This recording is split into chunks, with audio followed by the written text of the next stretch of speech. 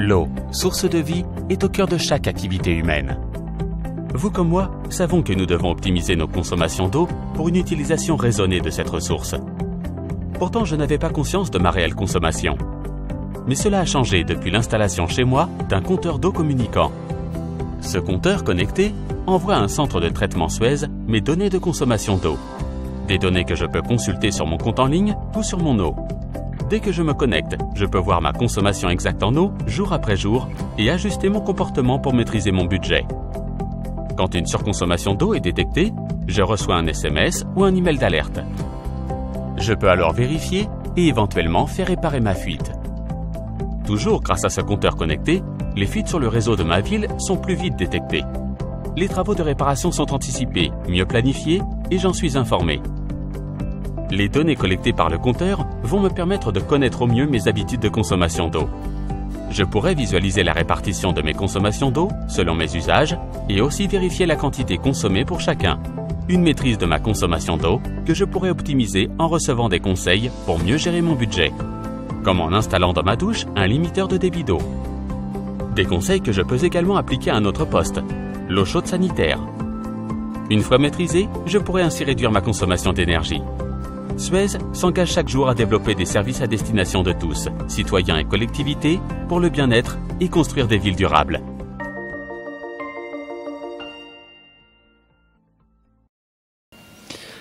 So it may look a little bit strange or stupid for a water company to push their customer to consume less water, but indeed we have to realize that we are not here to waste the water. Water, of course, is a quality product, and this challenge is to make sure that when people will use the water, they will use it properly and without wasting it.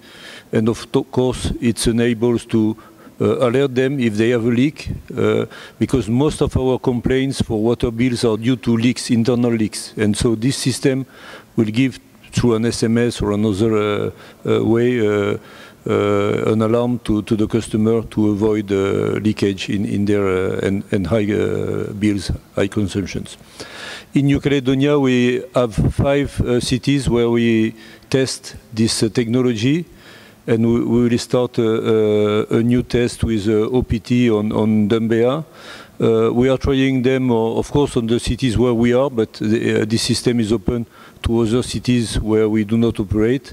For any municipality who would like to test it, of course, they can contact us.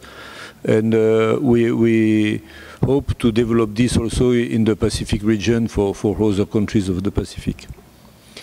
The second application I would like to talk about is more about desal. So this is not a product directly from Suez. It's another way of innovation in the group. The first one was developed by our research centers, and the second one about desal is really a startup, and we partner with this startup to help them to develop and to commercialize this product. It is called Osmosun, and I will give the floor to the CEO of the startup through the film again on desal.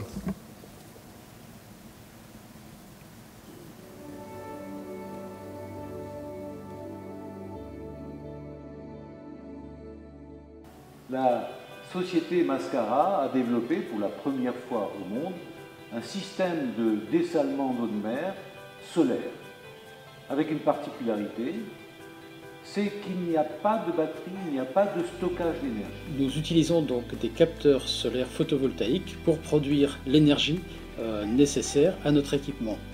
Et c'est cette électricité qui va piloter le fonctionnement de Osmosun, l'unité d'osmose inverse, qui va fonctionner donc au fil du soleil, c'est-à-dire à puissance et à débit variable. Lorsque des nuages apparaissent, on l'entend.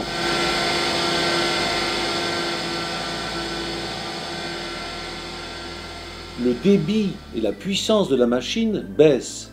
Dès que le nuage disparaît, la machine va produire plus, va accélérer, et ce, tout au long de la journée, au gré des passages nuageux et de l'énergie incidente. Le soir, elle va s'arrêter.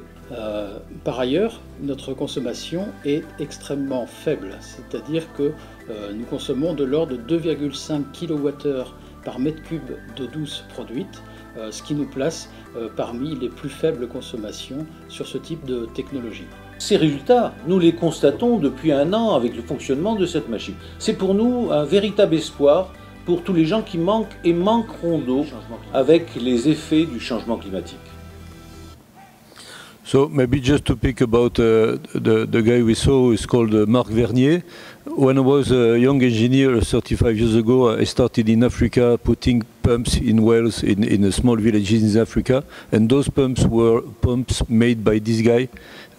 He is now older, and I just want to highlight the fact that he is really maybe not a genius, but something pretty near, because he is really looking always to innovative solutions, technology solutions, simple to put on the field, and I'm very confident that this new technology will help in some cases for of course it's more for isolated populations, but on islands we often have small populations without access to energy, and this kind of technology could really fit for those cases.